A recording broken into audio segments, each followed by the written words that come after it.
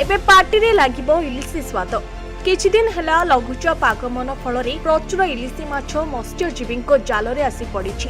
बालेश्वर जिला भोगराई सीमांत दीघा मुहाण माछ मार्केट रे क्विंटाल क्विंटाल इलिशी बिक्री होइथिबार सूचना मिलिछि। मौसुमीर आगमन होइथिबारु गभीर समुद्ररु प्रचुर परिमाणर इलिशी ट्रॉलर जोगे मत्स्यजीवी जाल रे धरा पड़िछि।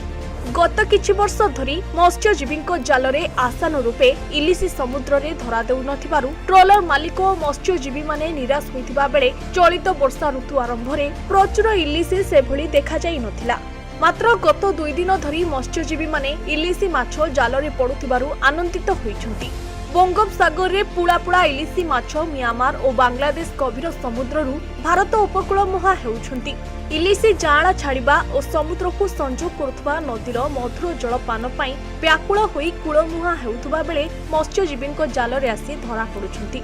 झिपिझिपि वर्षा रे दीघा उपकूल रे प्रचुर इलिशी धरा हेबारु हाट बजार रे इलिशी आमदानी हेउछि। 200 ग्राम रो इलिशी 200 टंका, 500 ग्राम रो इलिशी 550 टंका और 1 केजी ओजन रो इलिशी 1000 टंका रे बिक्री होथुबा बेले आगु प्रचुर इलिशी पड़िबार संभावना रहिछि बोली दीघा मत्स्यजीवी संघ पक्षरु सूचना दिया जाइछि।